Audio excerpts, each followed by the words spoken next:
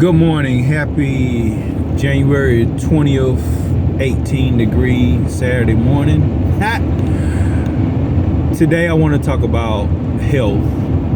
There are 4 or 5 areas of health: spiritual, mental, emotional, physical, financial. So spiritually, how to be spiritually healthy? Read your Bible daily. Talk to God daily. Listen. Be quiet and listen. Hear from God. The reason you read the Bible, because you get an understanding of His voice, His heart of things. God is about love. And when we're repeatedly disobedient, we have to deal with the consequences of judgment. Mercy, grace, and truth are always there, but the truth is judgment will come when you keep going down this same road of being disobedient. Listen for God to respond. When the door opens, meaning that you've been asking for something, when an opportunity avails itself, hey, you just got to move on it in faith. I recognize I've been moved in different platforms that make me a bit uncomfortable, but at the same time, it's part of my goal. It's part of something that I want to do. So I can't allow the discomfort of I'm not used to doing this take me away from, I know the process, I know what needs to be done. So with that, I am so thankful for these opportunities that are opening up into my life.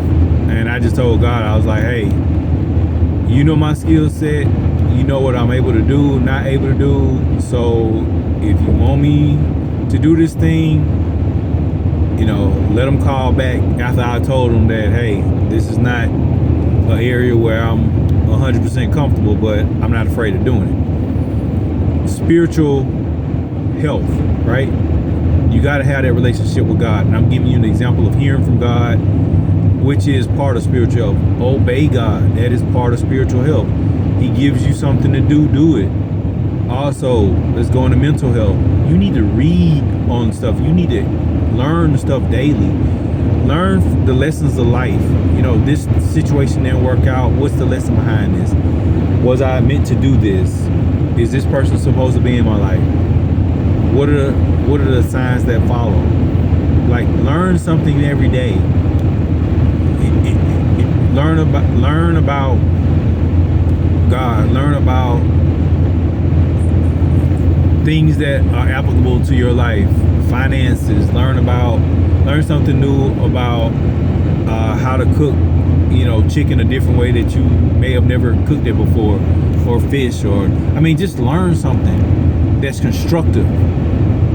We can learn anything, but just because we learn anything, that don't mean that thing is good for us. So mental health, right? Keep your brain stimulated. Emotional health.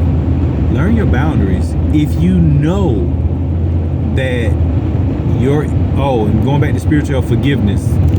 Please forgive. Come back down. Emotional health. If you know that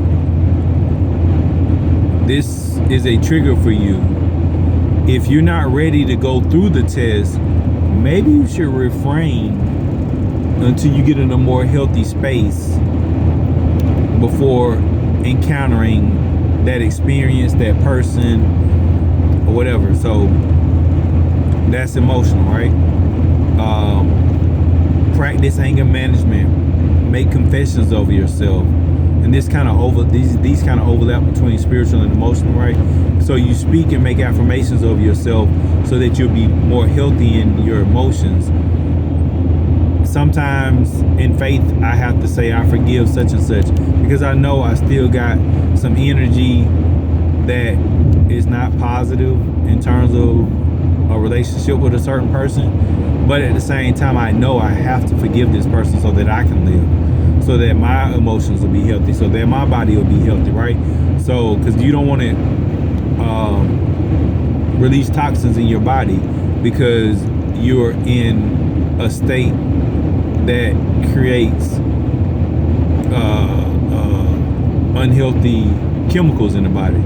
And that's what unforgiveness does. That's what bitterness does. That's what malice does. So, emotional health. I mean, if you know you got a problem with anger, take some anger management courses. If you know you're suicidal, you need to know one thing. You don't kill your past, you kill your future. God promised us a future and a hope. He promised us better days. So, take time to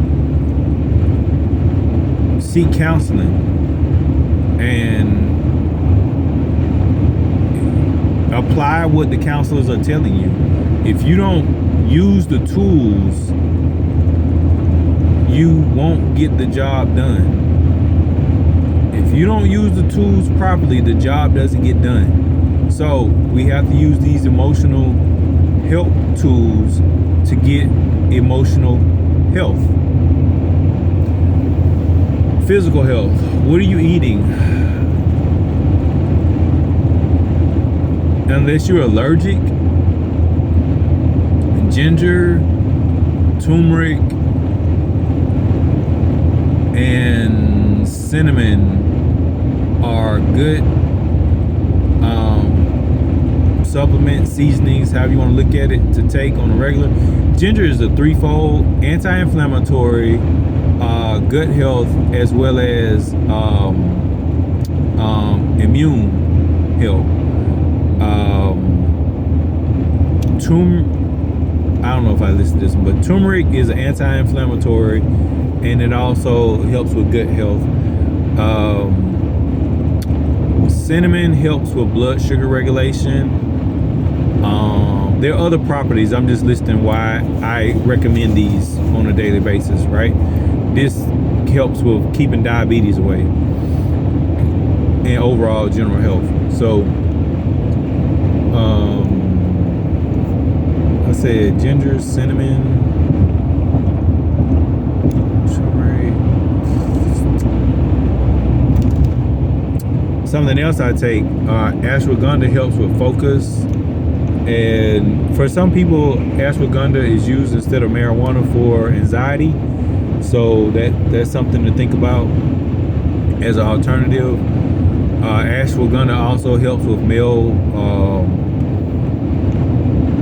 balance of testosterone, healthy balance of testosterone in the man.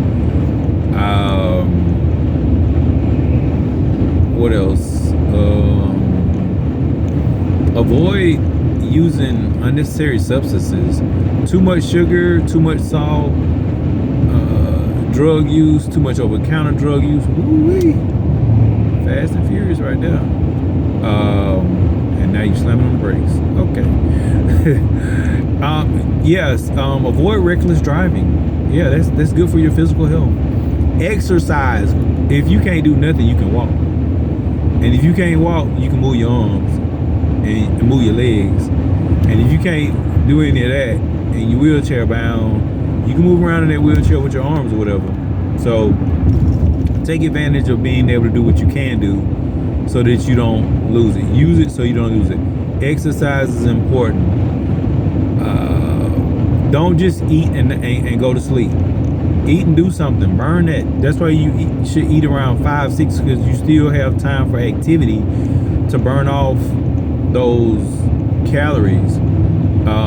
Be careful of a high protein and high carb diet or high sugar diet, because the body breaks down the protein first and then breaks down the carbohydrates.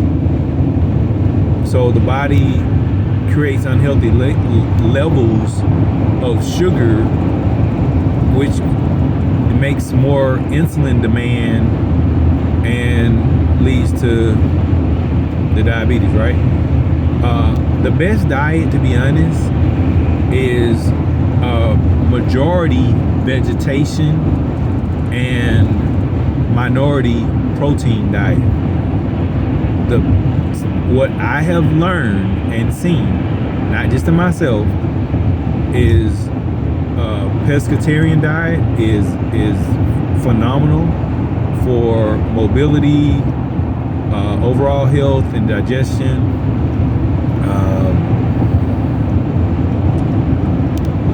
Now, I'm not saying you can't eat fish, you can't eat pork, you can't eat, but you have to look at what are you eating when you eat that, right? If you're not getting it straight from the butcher block, there's some things, and you have to see like how's it raised, like what are these animals being fed that you're consuming? You are what you eat, right? So what are you consuming when you eat these animals or whatever, meats, right? And even in eating meats, the sausages, hot dogs, the processed meats, they have sodium nitrates and nitrites in them that are not healthy for you. The cholesterol buildup with eating the meats and the butters and the lards, it's you know, the cholesterol and high blood pressure issues. Apple cider vinegar is good. They even have it in a gummy. Is good to keep down the blood pressure, and of course avoiding eating processed meats, beef, chicken, pork especially. It's the reason they call it salt pork, because the salt was used to cure it, and therefore it has a high salt content. Physical health. What you don't use, you lose, right? So use your body effectively, and unless you're bodybuilding, you don't have to be under these extreme conditions to eat a certain caloric intake, work out every day of the week or whatever. And even with that, your body still has to have rest. If you are going to bodybuild or work out with weights, you shouldn't do upper body and lower body at the same time, because those are two major muscle groups, right? You got to allow for recovery time. Sip water throughout the workout process. Sports drinks, I would just say no more than one per workout routine. And please do not drink sports drinks as just a beverage. The ingredients, which includes potassium, salts, and sugars, are for people who are sweating a lot. So they're losing a lot of this stuff. So they need to replenish it. And if you're not in a space where you can afford to, where you need to replenish it, you're getting an overdose of it. And sports drinks can lead to high blood pressure and sugar issues. So with all that being said, just be mindful of your intake, right? And finally, financial health, right? Just don't spend more than you make. Make investments. Have different streams of income coming in. You don't have to spend everything you make. You don't have to live according to everybody's standard of you got to travel every year and you got to pay for everybody's everything and all this stuff. Everybody is not, and even people who are financially well like that, they don't do that all the time. So just the key thing is, if you can live off 30 to 50% of what you make and invest, give, and save the rest. So 10% give is a good number, 30% save, and then 20% for different accounts of whether you're going to have that for other investments, giveaway money. You know, you need to plan for somebody needing to borrow money. You need to plan for somebody wanting to go to school and increase their education. There's certain things you just need to plan for, so you're not coming out of your abundance instead of what you need for day-to-day living. Because when you give out of your abundance, you're not in lack. So, and then make confessions over your finances, as well as and discipline your spending. You could have an account that you use as a spending account, whereas another account that's for savings and whatnot. So there's just ways to do it, but be healthy, because and that's pretty much the hierarchy.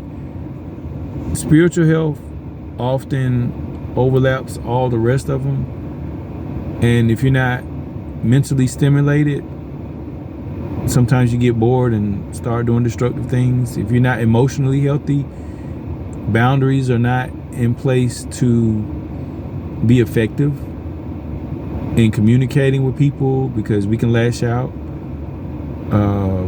or do things that are unhealthy to ourselves or our relationships. Physical health is important, because everybody would want their body to work the way it needs.